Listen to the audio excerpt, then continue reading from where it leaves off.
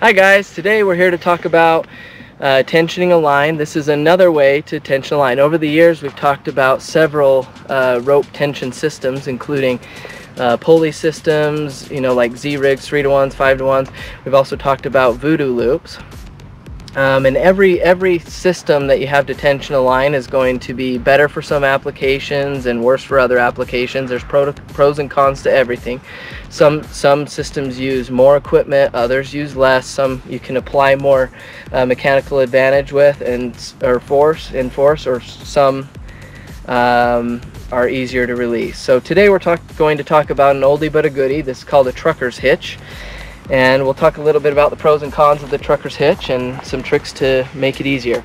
So of course I need two opposing points to tension against. So I have a tree to the north of me here, or to my left, and I have a tree to my right.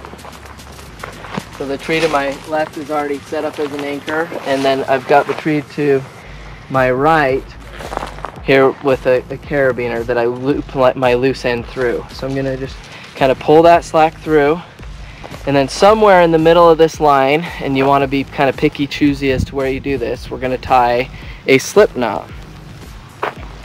And so the point with this is you want it to be tied far enough away from your second anchor that you have some slack there to actually create tension, because you're going to make a small pulley system, or mechanical advantage system, since we don't have pulleys. And then we are going to need it to be far enough into the line that you have some slack still to work with the loose end of line. So I pull it through my slip knot once, and as I pull against it, you may notice that I've created a 3-to-1 pulley system, a very simple 3-to-1 pulley system. So I have 3-to-1 mechanical advantage, but since we're living in the real world, I've lost some due to lack of efficiency, because I don't have a pulley up there and I don't have a carabiner or pulley here, so pulling against another line is less efficient. It has more friction, but we're going to actually use that friction to our advantage in a moment. So as I pull against that, the problem with a trucker's hitch is once I let go, I lose all the progress that I've captured. So we can use our problem and make that a benefit. So I want to use that friction to our advantage. So I'm going to loop this loose line, my tail through, one more time.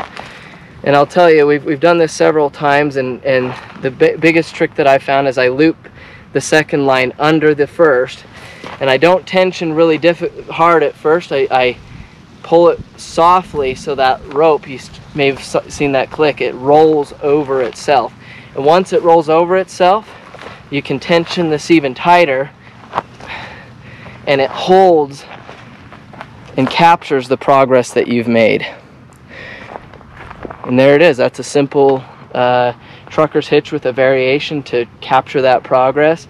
And in the real world, what I would do then is tie it off. You can either tie it off back to your anchor here as a safety or a secondary tie off, or you can tie a munter mule or half hitches here to not lose that progress, especially if you're using in a situation, as the name denotes, while on a trailer while trucking, to keep items secured in a load. Lastly, I should show you how to release this bad boy. So on that second loop where I pulled it through, it's as simple as pulling it back the way through that loop the way I pulled it.